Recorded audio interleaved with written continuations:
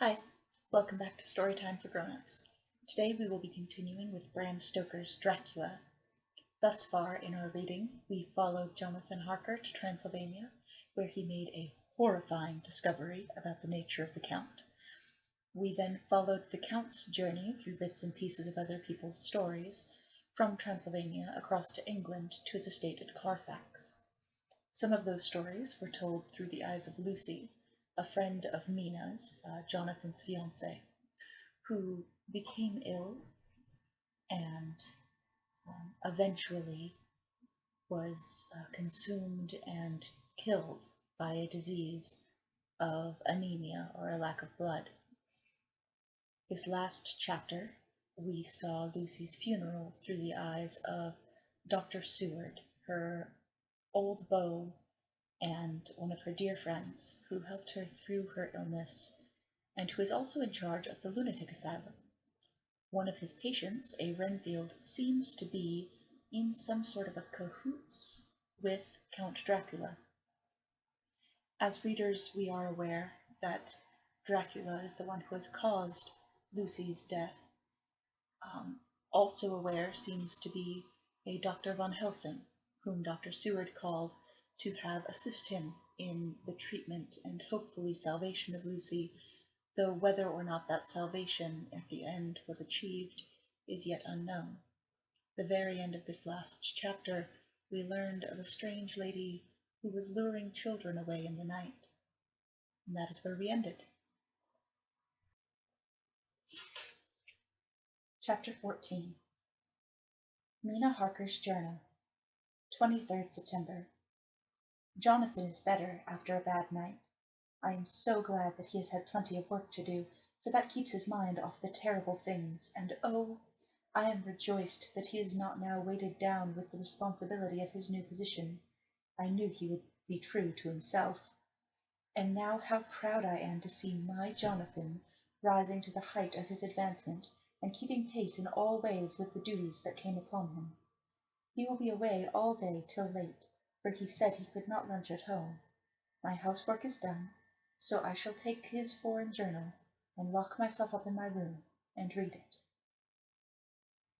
24th September. I hadn't the heart to write last night. That terrible record of Jonathan's upset me so. Poor dear, how he must have suffered, whether it be true or only imagination. I wonder if there is any truth in it at all. Did he get his brain fever, and then write all those terrible things? Or had he some cause for it all? I suppose I shall never know, for I dare not open the subject to him. And yet that man we saw yesterday, he seemed quite certain of him. Poor fellow, I suppose it was the funeral upset him and sent his mind back on some train of thought. He believes it all himself. I remember how on our wedding day he said, unless some solemn duty come upon me, to back to the bitter hours, asleep or awake, mad or sane. There seems to be through it all some thread of continuity. That fearful Count was coming to London. If it should be, and he came to London, with his teeming millions, there may be a solemn duty. And if it comes, we must not shrink from it. I shall be prepared. I shall get my typewriter this very hour and begin transcribing. Then we shall be ready for other eyes if required. And if it be wanted, then, perhaps, if I am ready, poor Jonathan may not be upset, for I can speak with him, and never let him be troubled or worried with it at all. If ever Jonathan quite gets over the nervousness, he may want to tell me of it all, and I can ask him questions and find out things, and see how I may comfort him. Letter. Von Helsing to Mrs. Harker. 24th September. Confidence. Dear Madam, I pray you to pardon my writing, as I am so far friend as that I sent you sad news of Miss Lucy Westenra's death. By the kindness of Lord Godalming, I am empowered to read her letters and papers, for I am deeply concerned about certain matters vitally important. In them I find some letters from you, which show how great friends you were and how you love her. O Madam Mina, by that love I implore you help me.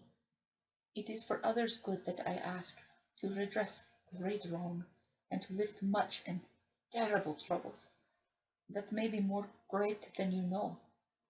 May it be that I see you. You can trust me. I am a friend of Dr. John Seward, and of Lord Godalming, that was Arthur of Miss Lucy. I must keep it private for the present from all. I should come to Exeter to see you at once if you tell me I am privileged to come, and where and when. I implore your pardon, madam.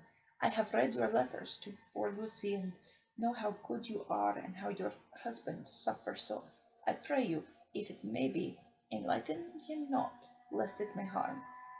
Again your pardon, and forgive me. Van Helsing. Telegram from Mrs. Harker to Van Helsing. 25 September. Come today by 10:15 train if you can catch it. Can see you any time you call. Wilhelmina Harker. Mina Harker's Journey. 25th September. I cannot help feeling terribly excited as the time draws near for the visit of Dr. Van Helsing, for somehow I expect that it will throw some light upon Jonathan's sad experience, and as he attended poor dear Lucy in her last illness, he can tell me all about her. That is the reason of his coming. It is concerning Lucy and her sleepwalking, and not about Jonathan. Then I shall never know the real truth now. How silly I am. That awful journal gets hold of my imagination and tinges everything with something of its colour. And of course it is about Lucy.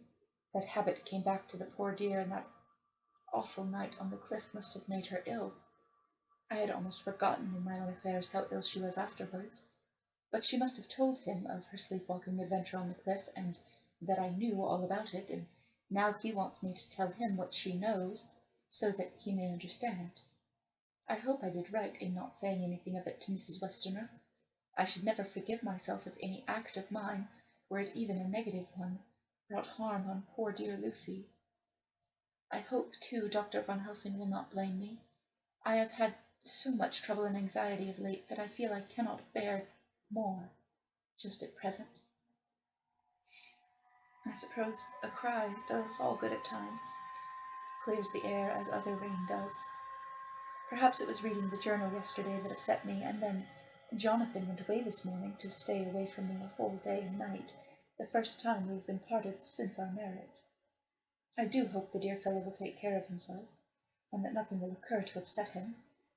It is 2 o'clock, and the doctor will be here soon now. I shall say nothing of Jonathan's journal unless he asks me. I am so glad I have typewritten out my own journal, so that, in case he asks about Lucy, I can hand it to him. It will save much questioning. Later. He has come and gone. Oh, what a strange meeting, and how it all makes my head whirl round. I feel like one in a dream. Can it be all possible, or even a part of it? If I had not read Jonathan's journal first, I should never have accepted even a possibility. Poor, poor dear Jonathan! How he must have suffered! Please the good God, all this may not upset him again. I shall try to save him from it, but it may be even a consolation and a help to him, terrible though it be, and awful in its consequences, to know for certain that his eyes and ears and brain did not deceive him, and that it is all true. It may be that it is the doubt which haunts him, that when the doubt is removed, no matter which, waking or dreaming, may prove the truth, he will be more satisfied and better able to bear the shock. Dr. Van Helsing must be a good man, as well as a clever one, if he is Arthur's friend and Dr. Seward's, and if they brought him all the way from Holland to look after Lucy. I feel from having seen him that he is good and kind and of a noble nature. When he comes tomorrow, I shall ask him about Jonathan, and then, please God, all this sorrow and anxiety may lead to a good end. I used to think I would like to practice interviewing. Jonathan's friend on the Exeter News told him that memory was everything in such work, that you must be able to put down exactly almost every word spoken, even if you had to refine some of it afterwards. Here was a rare interview, I shall try to record it verbatim. It was 2:30 when the knock came. I took my courage à deux mains and waited. In a few minutes Mary opened the door and announced, "Dr. Van Helsing." I rose and bowed, and he came toward me, a man of medium weight, strongly built, with his shoulders set back over a broad, deep chest, and a neck well balanced on the trunk as the head is on the neck. The poise of the head strikes me at once as indicative of thought and power. The head is noble, well-sized, broad and large behind the ears. The face, clean-shaven, shows a hard, square chin, a large, resolute, mobile mouth, a good-sized nose, rather straight, but with quick, sensitive nostrils that seem to broaden as the big, bushy brows come down and the mouth tightens. The forehead is broad and fine, rising at first almost straight and then sloping back above two bumps on ridges wide apart, such a forehead that the reddish hair cannot possibly tumble over it, but falls naturally back and to the sides. Big, dark blue eyes are set widely apart, and are quick and tender or stern with the man's mood. He said to me, "Miss Harker, is it not?" I bowed assent. "That was Miss Mina Murray?" Again I assented. "It is Mina Murray that I came to see, that was friend of that poor dear child, Lucy Westenra. Madam Mina, it is on account of the dead I come." "Sir," I said, "you could have no better claim on me than that you were a friend and helper of Lucy Westenra." And I held out my hand. He took it and said tenderly, "Oh, Madam Mina, I know that friend of that poor Lily girl must be good, but I had yet to learn." He finished his speech with a courtly bow. I asked him what it was that he wanted to see me about, so he began at once. "I have read your letters to Miss Lucy. Forgive me, but I had to begin to inquire somewhere, and there was none to ask. I know that you are with her at Whitby. She sometimes kept a diary.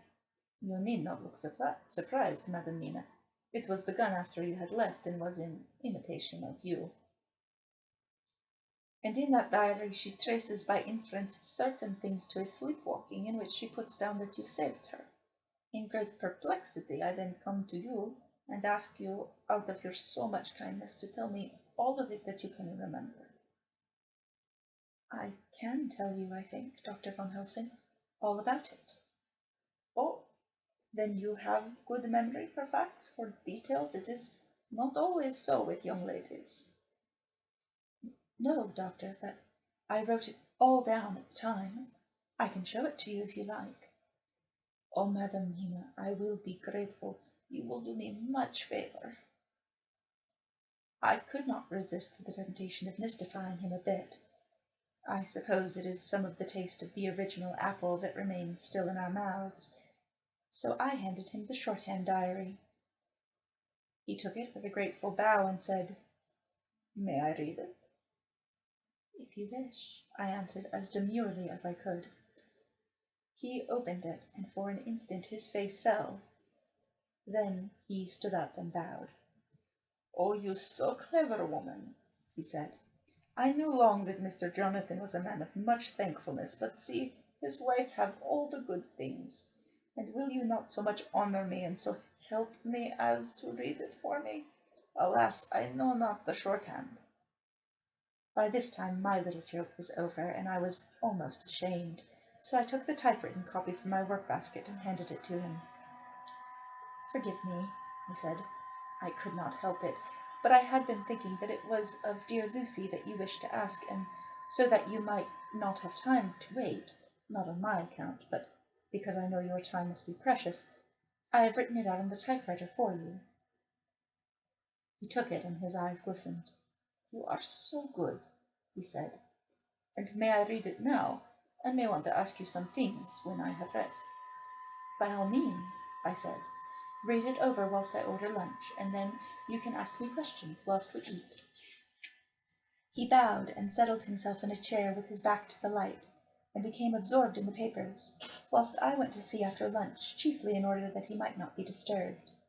When I came back, I found him walking hurriedly up and down the room, his face all ablaze with excitement. He rushed up to me and took me by both hands. "Oh, Madam Mina," he said, "how can I say what I owe to you? This paper is as sunshine.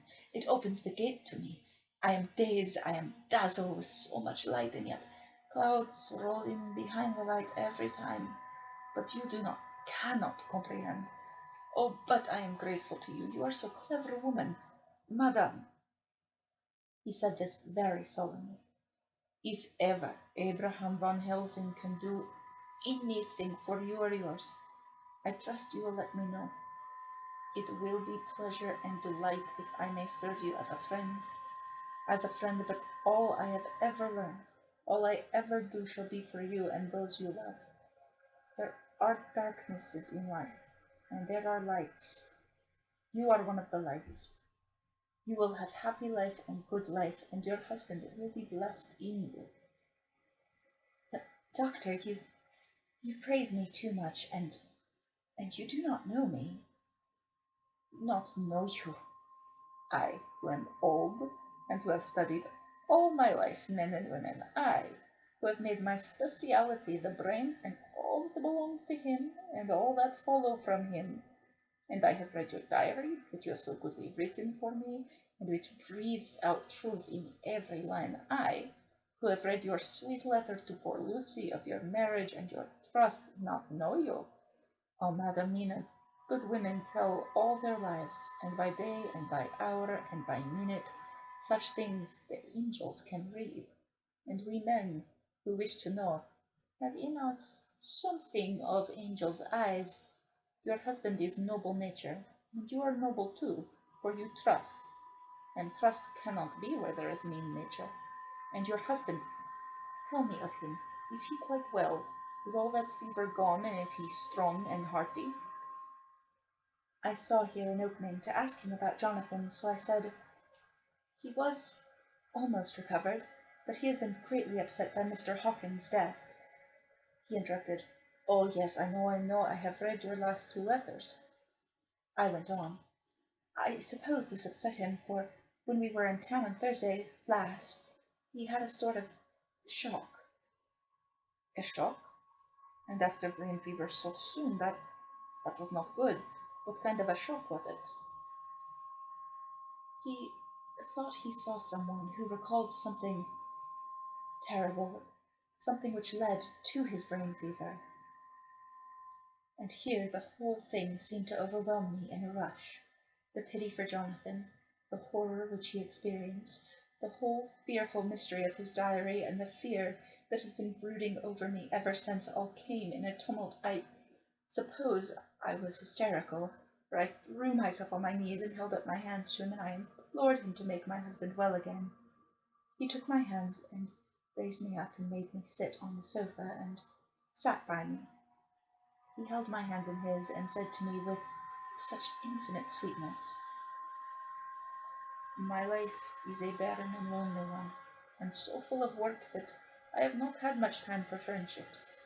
But since I have been summoned to here by my friend John Seward, I have known so many good people, and seen such nobility, that I feel more than ever, and it has grown with my advancing years, the loneliness of my life.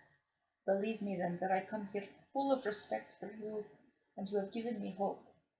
Hope not in what I am seeking out, but that there are good women left still to make life happy, good women whose lives and whose truths may make good lesson for the children that are to be. I am glad that I may here be of some use to you, for if your husband suffer, he suffer within the range of my study and experience. I promise you that I will gladly do all for him that I can, all to make your life strong and manly, and your life a happy one. Now you must eat. You are overwrought, and perhaps over-anxious. Husband Jonathan would not like to see you so pale, and what he like not where he love is not to his good. Therefore, for his sake, you must eat and smile. You have told me all about Lucy, and so now we shall not speak of it, lest it distress. I shall stay in Exeter tonight, for I want to think much over what you have told me, and when I have thought, I will ask you questions. if I may. And then, too, you will not tell me of husband Jonathan's trouble, except so far as you can. Not yet. You must eat now. Afterwards, you shall tell me all. After lunch, when we went back to the drawing room, he said to me, "And now, tell me all about him." When it came to speaking to this great learned man, I began to fear that he would think me a weak fool, and Jonathan a madman. That journal is all so strange, and I hesitated to go on, but he was so sweet and kind, and he had promised to help, and I trusted him, so I said, "Dr. Van Helsing, what I have to tell you is so queer that you must not laugh at me or at my husband. I have been since yesterday in a sort of fever of doubt. You must be kind to me, and not think me foolish that I have even half believed some very strange things." He reassured me by his manner as well as his words when he said, "Oh, my dear, if you only know how strange is the matter regarding which I am here, it is you who would laugh. I have learned not to think little of anyone's belief, no matter how strange it be. I have tried to keep an open mind, and it is not the ordinary thing of life that could close it, but the strange things, the extraordinary thing, the things that make one doubt if they be mad or sane." Thank you 1,000 times. You've taken a weight off my mind. If you will let me, I shall give you a paper to read. It is long, but I have typewritten it out. It will tell you my trouble and Jonathan's. It is the copy of his journal when abroad, and all that happened. I dare not say anything of it. You will read for yourself and judge, and then, when I see you, perhaps you will be very kind and tell me what you think. "I promise," he said as I gave him the papers. "I shall in the morning, so soon as I can, come to see you and your husband, if I may. Jonathan will be here at 11:30, and you must come to lunch with us and see him then. You could catch the quick 3:34 train, which will leave you at Paddington before 8. He was surprised at my knowledge of the trains offhand, but he does not know that I have made up all the trains to and from Exeter, so that I may help Jonathan in case he's in a hurry. So he took the papers with him and went away. And I sit here thinking I don't know what. Letter by hand from Van Helsing to Mrs. Harker. 25 September, 6 o'clock. Dear Madam Mina, I have read your husband's so wonderful diary. You may sleep without doubt. Strange and terrible as it is true. I will pledge my life on it. It may be worse for others, but for him and you there is no dread. He is a noble fellow, and let me tell you from experience of men that one who would do as he did in going down that wall and to that room, aye, and going a second time, is not one to be injured in permanence by a shock. His brain and his heart are all right, this I swear, before I have even seen him. So be at rest. I shall have much to ask him of other things. I am blessed that today I come to see you, for I have learned all at once so much that again I am dazzled more than ever, and I must think. Yours and the most faithful, Abraham Van Helsing. Letter from Mrs. Harker to Van Helsing. 25th September, 6:30 p.m. My dear Dr. Van Helsing, 1,000 thanks for your kind letter, which has taken a great weight off my mind. And yet, if it be true, what terrible things there are in the world, and what an awful thing if that man, that monster, be really in London. I fear to think. I have this moment, whilst writing, had a wire from Jonathan, saying that he leaves by the 6:25 to-night from Launceston, and will be here at 10:18, so that I shall have no fear to-night. Will you, therefore, instead of lunching with us, please come to breakfast at 8 o'clock, if this be not too early for you? You can get away, if you are in a hurry, by the 10:30 train, which will bring you to Paddington by 2:35. Do not answer this, as I shall take it that, if I do not hear, you will come to breakfast. Believe me your faithful and grateful friend, Mina Harker. Jonathan Harker's Journal, 26 September. I thought never to write in this diary again, but the time has come.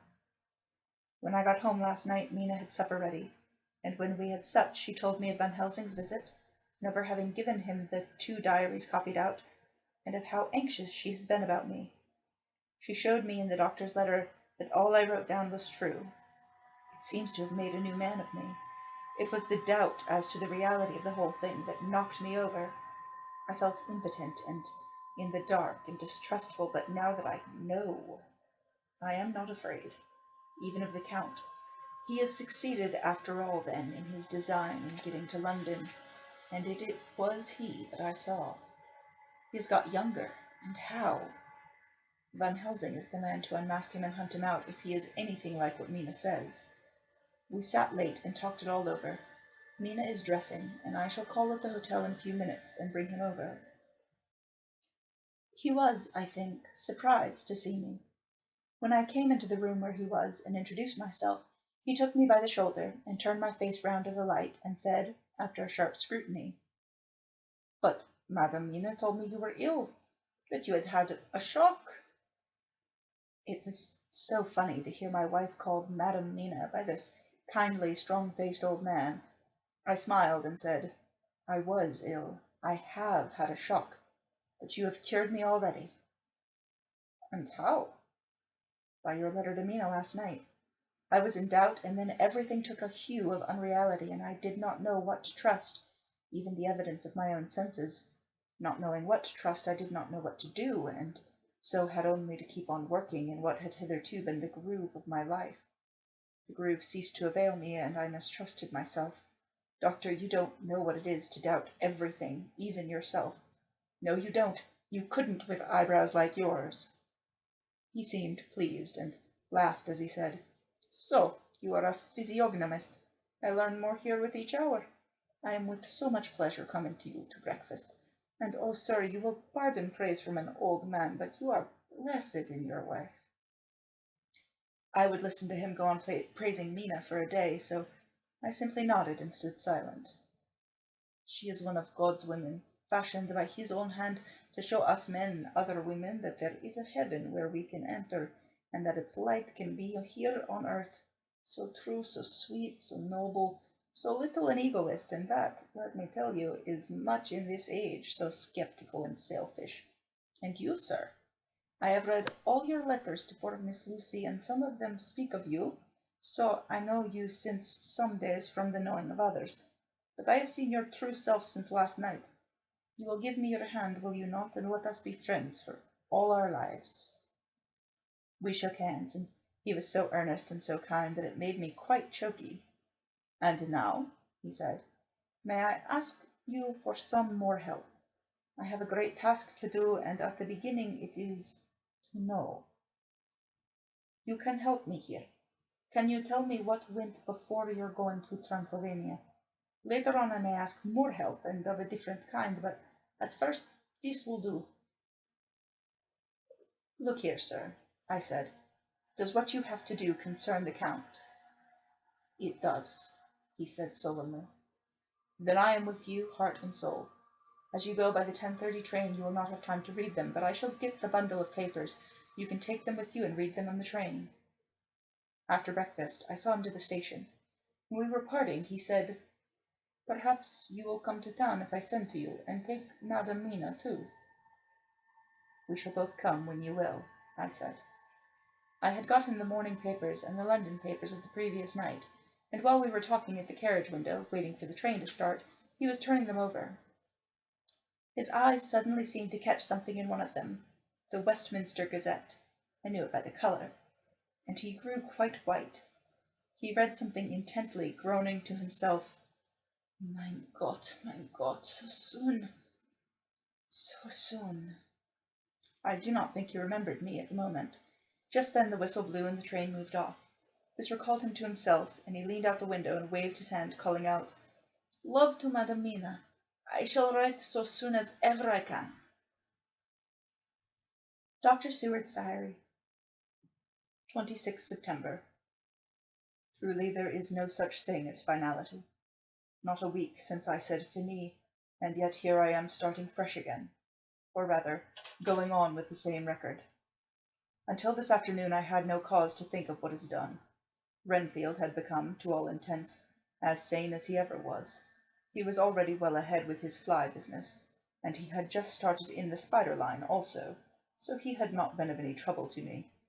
I had a letter from Arthur, written on Sunday, and from it I gather that he is bearing up wonderfully well. Quincey Morris is with him, and that is much of a help, for he himself is a bubbling well of good spirits. Quincey wrote me a line too, and from him I hear that Arthur is beginning to recover something of his old buoyancy. So as to them all my mind is at rest. As for myself, I was settling down to my work with the enthusiasm which I used to have for it, so that I might fairly have said that the wound which poor Lucy left in me was becoming cicatrized. Everything is, however, now reopened, and what is to be the end God only knows. I have an idea that Van Helsing thinks he knows too, but he will only let out enough at a time to whet curiosity. He went to Exeter yesterday and stayed there all night. Today he came back and almost bounded into the room at 5:30 and thrust last night's Westminster Gazette into my hand. "What do you think of that?" he asked, as he stood back and folded his arms. I looked over the paper, and I really did not know what he meant, but he took it from me and pointed out a paragraph about children being decoyed away at Hampstead. It did not convey much to me until I reached a passage where it described small puncture wounds on their throats. An idea struck me, and I looked up. "Well," he said. "It is like poor Lucy's." "And what do you make of it?" "Simply that there is some cause in common. Whatever it was that injured her has injured them." I did not quite understand his answer.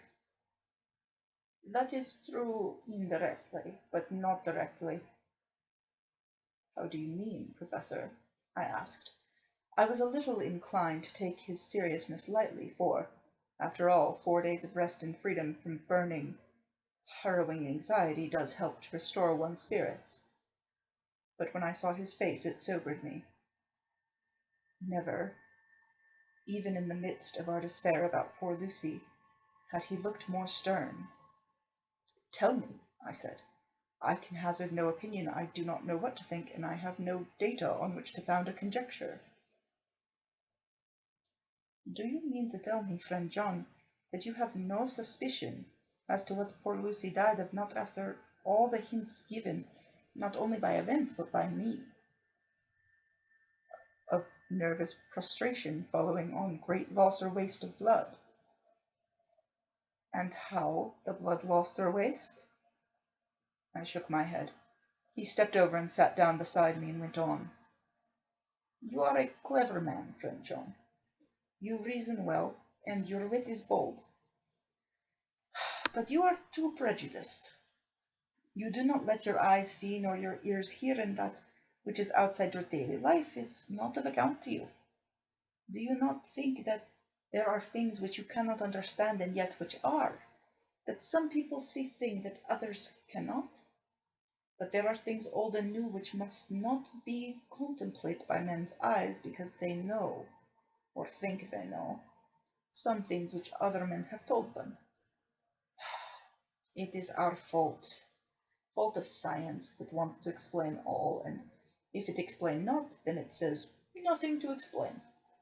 But yet we see around us every day the growth of new beliefs which think themselves new, and which are yet but the old, which pretend to be young, like the fine ladies at the opera. I suppose now you do not believe in corporeal transference? No. Nor in materialization? No. Nor in astral bodies? Nor in the reading of thought? Nor in hypnotism? Yes, I said. Charcot has proved that pretty well. He smiled and went on. Then you are satisfied as to it, yes?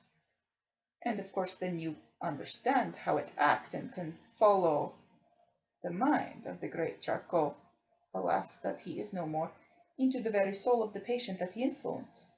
No?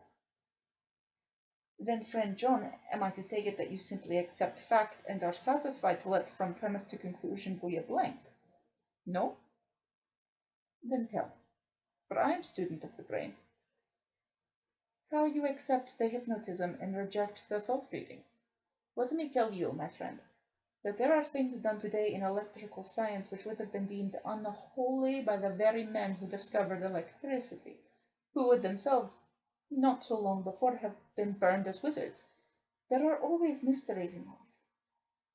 Why was it that Methuselah lived 900 years and old Parr 169, and yet that poor Lucy, with 4 men's blood in her poor veins, could not live even one day? For had she lived one more day, we could have saved her. Do you know all the mystery of life and death? Do you know the altogether of comparative anatomy, and can say wherefore the qualities of fruits are in some men and not in others? Can you tell me why, when other spiders die small and soon, that one great spider lived for centuries in the tower of the old Spanish church, and grew till on descending he could drink the oil of all the church lamps? Can you tell me why in the Pampas, ay, and elsewhere, there are bats that come at night and open the veins of cattle and horses and suck dry their veins? How in some islands of the western seas there are bats which hang on the trees all day, and those who have seen describe like giant nuts or pods, and that when the sailors sleep on the deck, because that is hot, flit down on them, and then in the morning are found dead men, white as even Miss Lucy was. Good God, Professor, I said, startling up. Do you mean to tell me that Lucy was bitten by such a bat, that such a thing is here in London in the 19th century? He waved his hand for silence and went on. Can you tell me why the tortoise lives more long than generation of men? Why the elephant goes on and on till he have seen dynasties, and why the parrot never die, only a bite of cat or dog or other complaint? Can you tell me why men believe in all ages and places that there are some few who live on always, if they be permit, that there are men and women who cannot die? We all know, because science has vouched for the fact, that there have been toads shut up in rocks for thousands of years, shut in one so small hole that they hold him since the youth of the world.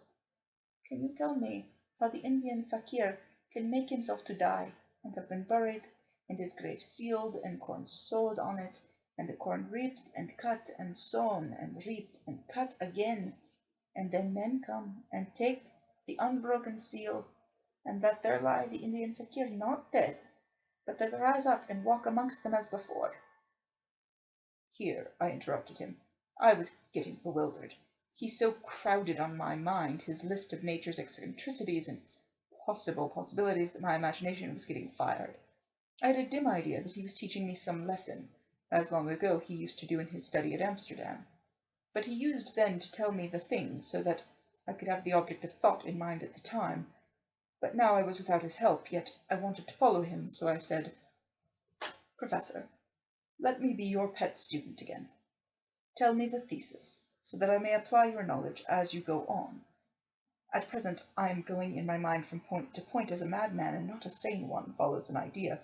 I feel like a novice lumbering through a bog in a mist, jumping from one tussock to another, in the mere blind effort to move on without knowing where I am going. That is good, Image, he said. Well, I shall tell you. My thesis is this. I want you to believe. To believe what?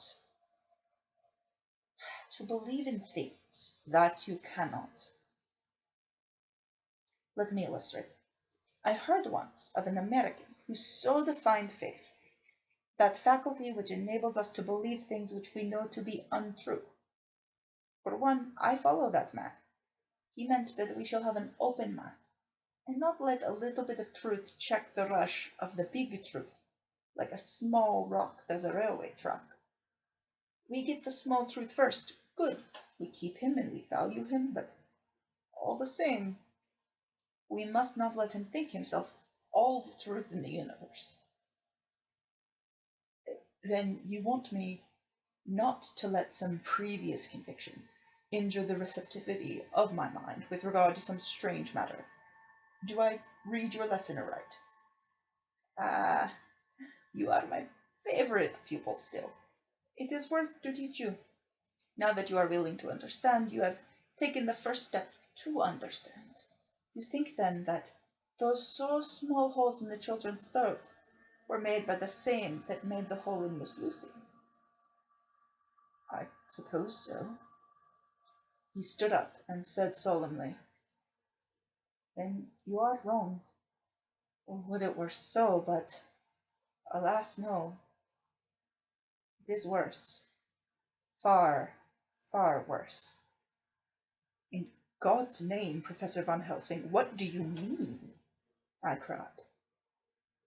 He threw himself with a despairing gesture into a chair and placed his elbows on the table, covering his face with his hands as he spoke.